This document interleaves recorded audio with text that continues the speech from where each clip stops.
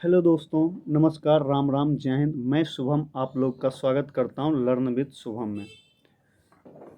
आज हम लोग प्राचीन इतिहास का पहला वीडियो प्राचीन इतिहास के बारे में पढ़ेंगे और आपको इस चैनल के माध्यम से प्राचीन इतिहास का टोटल 62 से 63 प्रश्न आपको जो है 62 से 63 प्रश्न आपको देखने को मिलेगा, जिसमें पूरा प्राचीन इतिहास क्लियर हो जाएगा। और यकीन मानिए हम इस नोट से पढ़ें, ये नोट्स मेरा बनाया हुआ है। तो इस वीडियो के माध्यम से यानी आप अगर ये 62-63 वीडियो को क्लियर कर लेते हैं तो प्राचीन इतिहास में आपका 80% मार्क्स किसी भी एग्ज़ाम में तय है आना। 80% मार्क्स 100% है आपका आएगा। तो आइए शुरू करते हैं प्राचीन इतिहास। पहले जानते हैं हम लोग आखिर इतिहास है क्या। तो वैसी घटनाएं जो घटित हो चुकी है उसे क्रमानुसार यानी क्रमबद्ध जिस विषय के अंतर्गत पढ़ते हैं उसे इतिहास कहा जाता है। दूसरे शब्दों में अतीत और वर्तमान के बीच निरंतर चलने वाली घटना को इतिहास कहते हैं। अतीत यानी बीता हुआ समय और वर्तमान के बीच जो समय चल रही है उसी घटना को इतिहास कहा जाता है। ठीक है। इतिहास शब्द का प्रयोग, इतिहास जो है, इतिहास शब्द का प्रयोग सर्वप्रथम यूनानी विद्वान हेरोडोटस, इस लाइन को आप ध्यान रखिएगा कि यूनानी विद्वान थे हेरोडोटस, जिन्होंने इतिहास शब्द का सर्वप्रथम प्रयोग किया था।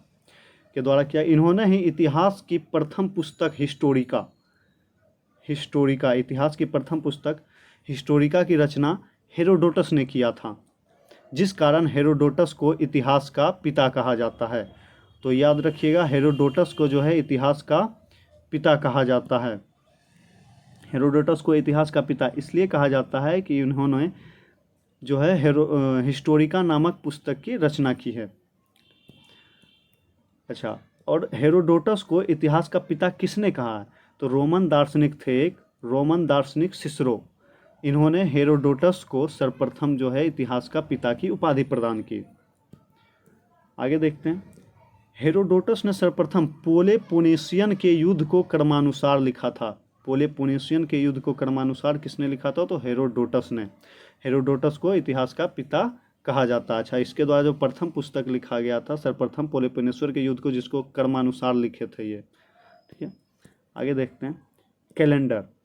तो वर्तमान में जो है हम जो कैलेंडर का उपयोग करते हैं, वर्तमान में एक समय में ग्रिगोरियन कैलेंडर प्रचलित है, जो ईसाई धर्म के संस्थापक ईसा मसीह के जन्म वर्ष पर आधारित है। यानी ये जो ग्रिगोरियन कैलेंडर है ये ईसा मसीह के जन्म वर्ष पर आधारित है।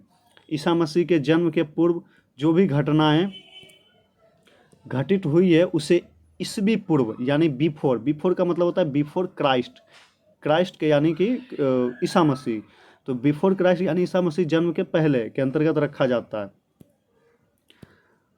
तथा ईसा मसीह के जन्म के बाद जो भी घटनाएं घटित हुई हो उसे एडी का फुल फॉर्म होता है एनो डोमिनी के अंतर्गत रखा जाता है। यहाँ देखिए लिखा हुआ है बीसी का पूर्ण अर्थ होता है बिफोर क्राइस्ट। तो इसको याद रखिए, ये कभी कभी पूछ दिया जाता है कि बीसी का पूर्ण रूप क्या होता है, तो आपको ध्यान रखना है बिफोर क्राइस्ट। वर्तमान में बीसी के लिए बीसीई शब्द का प्रयोग होता है। अगर आपसे पूछे कि वर्तमान में बीसी के लिए किस शब्द का प्रयोग होता है तो बीसीई, और बीसी का मतलब होता है बिफोर कॉमन ईरा। ठीक है, बिफोर कॉमन ईरा शब्द का प्रयोग किया जाता है। इसके अंतर्गत ईस्वी जो होता है ये घटता है। घटने का मतलब है कि जैसे अभी 532 ईस्वी पूर्व चल रहा है, जैसे मान लीजिए कि महात्मा बुद्ध का जन्म 563 ईस्वी पूर्व में हुआ था, तो और इनकी मृत्यु 483 ईस्वी पूर्व में हुआ था। तो देखिए 563 ईस्वी में जन्म हुआ, तो जब एक साल बीतेगा तो हो जाएगा 562 ईस्वी पूर्व यानी कि बीसी। फिर एक साल बीतेगा तो 561 हो जाएगा। तो ईस्वी क्या होता है, इसमें घटता है। ठीक है। तो उसी प्रकार से 483 में इनकी मृत्यु हुई, तो बिफोर कॉमन ईरा यानी कि बीसी में जो होता है ईस्वी घटती है। आगे देखते हैं एडी। देखिए एडी आया है, एडी का फुल फॉर्म होता है एनो डोमिनी, और आज यानी वर्तमान के में जो है एडी के लिए सीई का प्रयोग होता है। एडी के लिए सीई का प्रयोग होता है और सी का मतलब होता है कॉमन ईरा। वहीं बीसी के लिए बीसीई का प्रयोग होता था। देखिए सिर्फ बी अगर हटा देना है, बीसी है, अगर बीसी है तो बीसी में होता था, बीसी को वर्तमान में बीसीई कहा जाता था, बीसीई। तो बी हो गया और बीसी हो गया। उसी वजह से अगर एडी आएगा तो सिर्फ इस बी को हटा देना है, तो एडी के लिए सी का प्रयोग होता है। सी का मतलब होता है कॉमन ईरा। और इसमें ईस्वी बढ़ता है। ईस्वी बढ़ने का मतलब हुआ कि महात्मा गांधी का जन्म मान 1869 ईस्वी में हुआ था, तो एक साल अगर बीतेगा तो इसमें 1869 के बाद 1870 आएगा। जैसे अभी 2021 चल रहा है, तो हम लोग ईस्वी में हैं, सॉरी 2022 चल रहा है, 2022 के बाद एक साल जो बीतेगा तो वो 2023 होगा ना। तो एक एक साल बढ़ते जाता है एडी में, और एडी को वर्तमान में सी कहा जाता है। अब देखते हैं कि इतिहास को जो है सुविधापूर्वक यानी सही तरीके से पढ़ने के लिए, कि हमें चूँकि इतिहास बहुत बड़ा है तो इसको सही क्रमवार तरीके से पढ़ने के लिए जो है इसको अलग अलग भागों में बांटा गया है। तो इतिहास को कालखंड की दृष्टि से यानी काल की दृष्टि से जो है 3 भागों में बांटा गया है। पहला है प्राग ऐतिहासिक काल, आदि ऐतिहासिक काल और तीसरा ऐतिहासिक काल। तो आपसे पूछ सकता है कि कालखंड के दृष्टिकोण से इतिहास को कितने भागों में बांटा गया है, तो आप बोलिएगा 3। इसका आंसर होगा 3, प्राग ऐतिहासिक काल, आदि ऐतिहासिक काल और ऐतिहासिक काल। अब आते हैं देखते हैं प्राग ऐतिहासिक काल क्या है। तो प्राग ऐतिहासिक काल उस कालखंड को कहा जाता है जिसका लिखित साक्ष्य उपलब्ध है, यानी कुछ लिखा हुआ है ना, सॉरी लिखित साक्ष्य उपलब्ध नहीं है। प्राग ऐतिहासिक काल में कोई भी लिखित साक्ष्य उपलब्ध नहीं है, तथा मानव जो है यानी मानव मनुष्य और सभ्य और बर्बर जिंदगी यानी जैसे तैसे जीवन व्यतीत करते थे, और सभ्य और बर्बर जिंदगी जैसे तैसे जीवन व्यतीत किया करते थे। तो इस कालखंड विषय की जानकारी हमें पुरातात्विक साक्ष्य प्राप्त, यानी प्राग ऐतिहासिक काल के बारे में अगर हमें जानना है तो उसमें ना तो कोई लिखित साक्ष्य उपलब्ध है, और इसकी जानकारी सिर्फ हमें पुरातात्विक साक्ष्य का मतलब होता है कि जैसे ज़मीन खोदते हैं तो कुछ हड्डी निकलता है, कंकाल निकलता है और विभिन्न प्रकार के बहुत सारे धातुएं निकलती है, तो उसके आधार पे जो है इसकी जानकारी यानी प्राग ऐतिहासिक काल की जानकारी प्राप्त होती है। तो प्राग ऐतिहासिक काल उस कालखंड को कहा जाता है जिसमें लिखित साक्ष्य उपलब्ध नहीं है, सिर्फ इसकी जानकारी हमें पुरातात्विक साक्ष्य से प्राप्त होती है। ऐसे काल को प्राग ऐतिहासिक काल कहा गया। ठीक है, वही अब प्राग ऐतिहासिक काल, अब चूंकि लिखित कुछ उपलब्ध है ही नहीं तो इसके बारे में पढ़ना है नहीं। अब आते हैं आदि ऐतिहासिक काल में। आदि ऐतिहासिक काल उस काल को कहा जाता है जिसमें लिखित साक्ष्य है लेकिन उसको पढ़ा नहीं जा सका है। लिखित साक्ष्य है लेकिन पढ़ा नहीं जा सका है। जैसे आदि ऐतिहासिक काल के अंतर्गत आता है हड़प्पा काल और वैदिक काल। तो ये प्रश्न यहाँ से बनता है कि हड़प्पा काल को किस काल के अंतर्गत रखा गया है, तो इसका आंसर होगा आदि ऐतिहासिक काल। उसी प्रकार से पूछ दिया वैदिक काल को किस काल के अंतर्गत रखा गया है, तो इसका भी आंसर होगा आदि ऐतिहासिक काल। तो यानी प्राग ऐतिहासिक काल में क्या था कि लिखित साक्ष्य उपलब्ध ही नहीं था उसके बारे में, यानी आदि ऐतिहासिक